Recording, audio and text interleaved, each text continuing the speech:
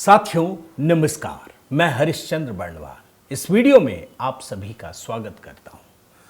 दोस्तों, आज की कहानी बहुत विशेष है और विशेष इसलिए है कि यह कहानी सिर्फ केजरीवाल की नहीं है। दोस्तों, यह कहानी इस देश में हर उस व्यक्ति के लिए है जो नेतागिरी के जरिए अपनी किस्मत चमकाना चाहते हैं। यह कहानी इस देश ही नहीं, पूरी दुनिया में, पूरी मानवता में हर उस व्यक्ति के लिए है जो कुछ नया करने के लिए शॉर्टकट अपनाना चाहते हैं, जो इस बात की परवाह नहीं करते कि आगे बढ़ने के लिए जो उचित रास्ते हैं उसको छोड़ना ठीक नहीं होता। तेजी में गड़बड़ी तो होती है दोस्तों, ये तो सब जानते हैं, लेकिन अगर केजरीवाल जैसी तेजी हो तो उसमें बर्बादी के रास्ते किस तरीके से खुलते चले जाते हैं, यह देखना भी जरूरी है। और आज स्थिति क्या है आप सोचिए। अरविंद केजरीवाल जनता की नजरों से तो गिरे ही, कानून के शिकंजे में भी फंस गए। और सिर्फ कानून के शिकंजे में ही नहीं फंसे, बल्कि शीश महल भी गया और साथ के साथ पार्टी भी जा रही है, खत्म हो रही, पूरी तरह से लुट रहे हैं केजरीवाल, लुटा रहे हैं केजरीवाल, और उनके हाथ में कुछ नहीं है। हो सकता है बार बार इन कहानियों को देख करके लोगों में एक सिंपैथी क्रिएट हो जाए, लेकिन बिल्कुल नहीं दोस्तों, ऐसा करना नहीं है। वो सिंपैथी के हकदार नहीं है, क्योंकि जैसे ही हम अरविंद केजरीवाल के पुराने बयानों को सुनते हैं जिसमें चीखते हुए, चिल्लाते हुए, अपशब्दों का इस्तेमाल करते हुए इस देश के सबसे लोकप्रिय प्रधानमंत्री को चुनौती देते हैं, तब समझ में आता है कि अरविंद केजरीवाल ने सत्ता की सीढ़ियों को लांघने के लिए किस प्रकार से हर प्रकार की मर्यादा को तार तार कर दिया। आज की कहानी बड़ी विशेष है दोस्तों। मैं जब आपको दिखा रहा हूं तो मैं निवेदन करता हूं कि आप कमेंट के साथ जुड़िएगा, अपनी बात रखिएगा। आप सभी को जय सियाराम, हर हर महादेव। दोस्तों, अरविंद केजरीवाल की तो सत्ता चली गई, आप जानते हैं, लेकिन आप देखिए कैसे पार्टी टूटने लगी है।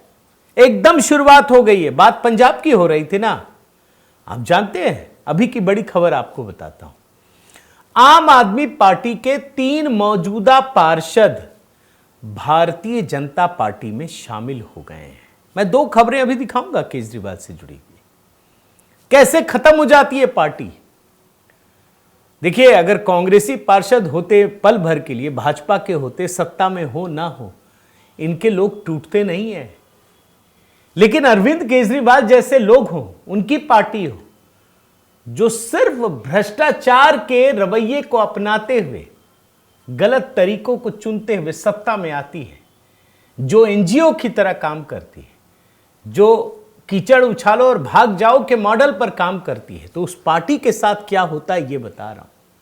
जो केजरीवाल कहते थे कि करोड़ों रुपए में उनके पार्षद या विधायक नहीं बिकते, आज वो कौड़ियों के मोल बिक रहे हैं। हालांकि ये कहना ठीक नहीं है, बिना किसी मोल के जा रहे हैं, क्योंकि उनका केजरीवाल पर भरोसा खत्म हो गया है।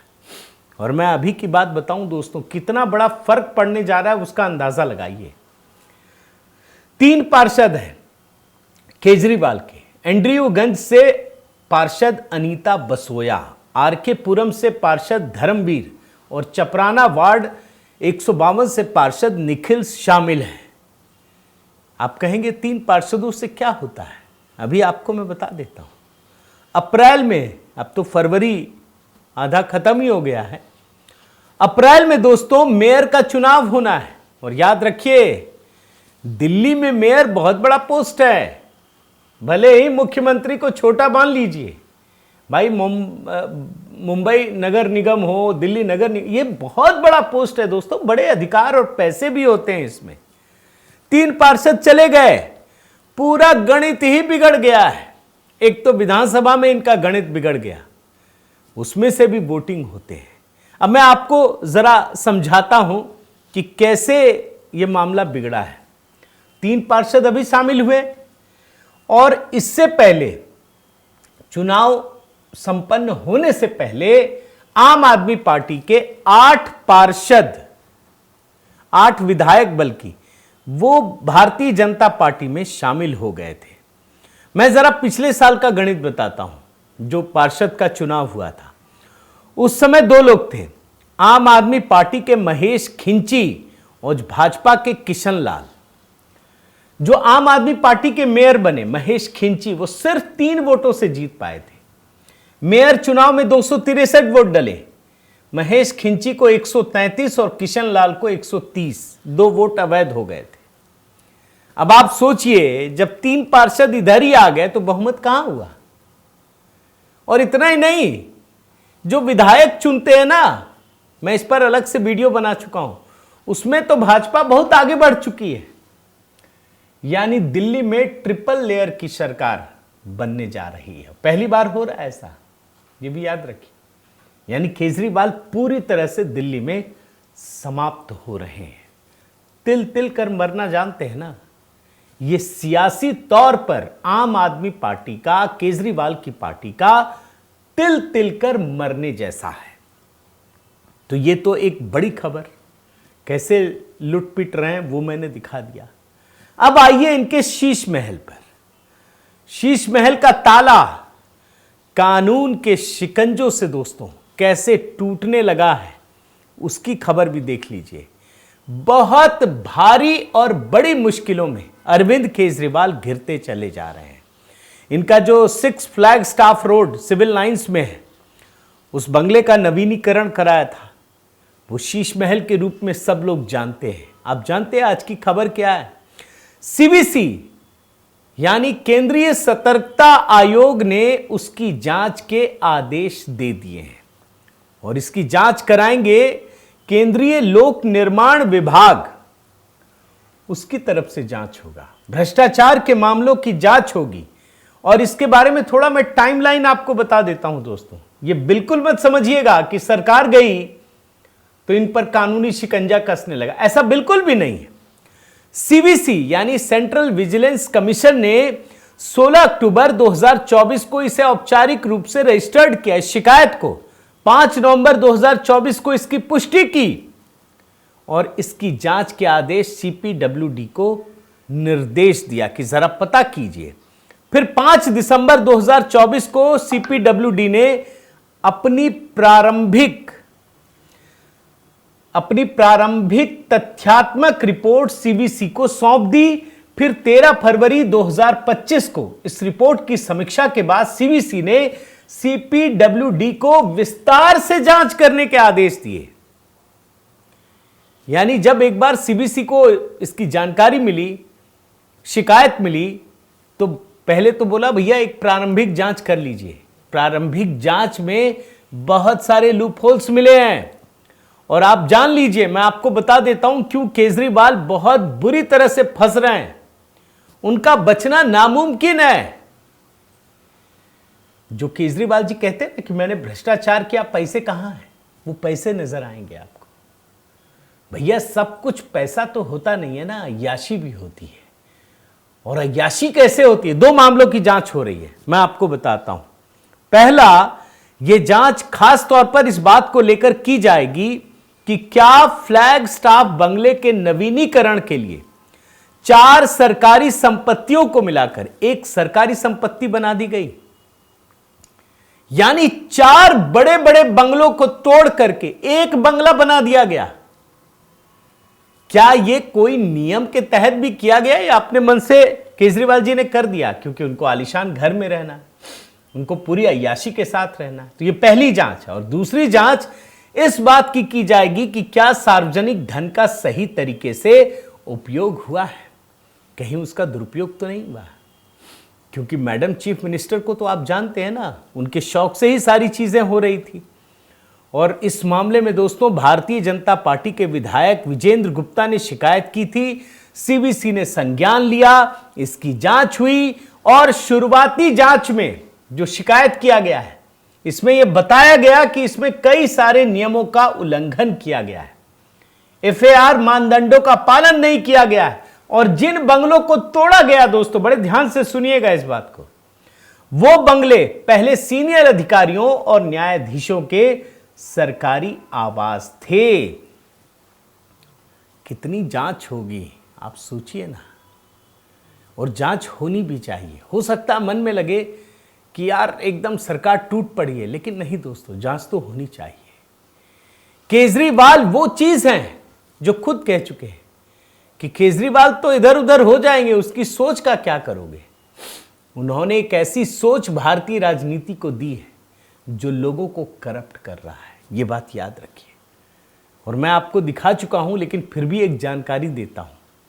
सिर्फ सजावट में 11 करोड़ 30 लाख खर्च हुए, 16 टीवी लगाए गए 64 लाख रुपए के, पत्थर संगमरमर पर 6 करोड़ से अधिक, सिर्फ कंसल्टेंसी के नाम पे 1 करोड़ रुपए फूंक दिए, इलेक्ट्रिसिटी की फिटिंग और उपकरणों पर 2.5 करोड़ से अधिक, अग्निशमन प्रणाली पर 2.25 करोड़ से अधिक पूरा है। आप देखिए ना, 80 पर्दे, उसकी कीमत 5.6 करोड़ रुपए। 80 पर्दे की बात कह रहा हूं मैं। और इतना ही नहीं दोस्तों, सीएजी रिपोर्ट अभी पेश होनी है। प्रधानमंत्री मोदी कह चुके हैं कि जिस दिन सरकार बनेगी पहली बार विधानसभा सत्र बुलाया जाएगा और सीएजी रिपोर्ट पेश कर दी जाएगी। और जो लीक हुआ डॉक्यूमेंट या सीएजी रिपोर्ट की जो बातें बाहर आई मीडिया में, ये तो हम जानते हैं ना कि कम से कम अरविंद केजरीवाल के घर पर जितना खर्च होना चाहिए था उससे 300 गुना ज्यादा खर्च हुआ है। और इसीलिए इस सीएजी रिपोर्ट को केजरीवाल विधानसभा में पेश नहीं कर रहे थे। यानी ये मुश्किलें पीछा नहीं छोड़ेंगी दोस्तों, और छोड़ना भी नहीं चाहिए। भाई आखिर ये पैसा किसका है? दिल्ली के लोगों का है, दिल्ली के टैक्स पेयर्स का पैसा है।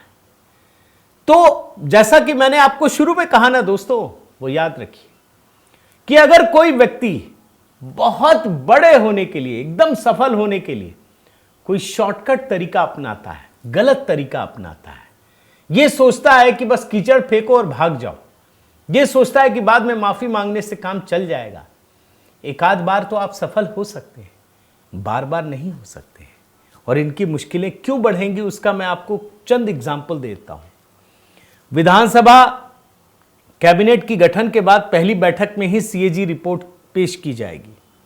केजरीवाल मनीष सिसोदिया की गिरफ्तारी फिर होगी, इसकी प्रबल संभावना है। आम आदमी पार्टी में टूट की संभावना तो हो ही रही है ना, और मैंने आपको दिखा दिया, पार्षद से शुरू हो गया। इसके विधायक अब साथ रहना नहीं चाहते, वो सब के सब छोड़ेंगे। आप लिख लीजिए, या तो वो भाजपा में जाएंगे या कांग्रेस में जाएंगे। आम आदमी पार्टी में कोई रहना नहीं चाहेगा। आप देख लीजिएगा दोस्तों, मैं भविष्यवाणी कर देता हूं। आप सहमत हो ना सहमत हो जरूर बताइएगा। और इसके बाद पंजाब में भी इसका भविष्य पूरी तरह से खतरे में पड़ गया है। केजरीवाल इस देश की राजनीति के लिए एक ज्वलंत उदाहरण की तरह हमेशा पेश किए जाएंगे, ये बात याद रखिए। और मैं तो कहता हूं ये एक रिसर्च का विषय है। अगर कोई पॉलिटिकल साइंटिस्ट हो जो रिसर्च करते हो तो केजरीवाल की पूरी राजनीति को डिकोड करना चाहिए।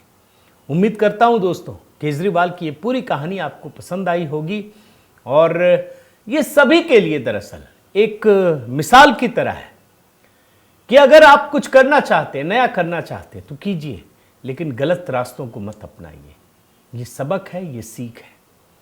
उम्मीद करता हूं आपको पसंद आया होगा। साथी दोस्तों, एचबी मेलोडी पर लगातार मैं नए गीत अपलोड कर रहा हूं। जैसा कि मैंने आपको बताया, कुंभ पर तीसरा गाना मेरी अपनी आवाज़ में अपलोड किया है मैंने, और अगला गीत भगवान शंकर पर है, शिवरात्रि पर है, तो उसके लिए इंतज़ार कीजिए। एचबी मेलोडी से भी जुड़िए। इस चैनल को अगर आपने सब्सक्राइब नहीं किया है तो ज़रूर कीजिए, लाइक कीजिए, कमेंट कीजिए, बेल आइकन दबाइए। और अगर जुड़ना चाहे, किसी भी तरीके से सहयोग करना चाहे, तो सभी नंबर आपके स्क्रीन पर हैं। बहुत बहुत धन्यवाद। जय सिया राम।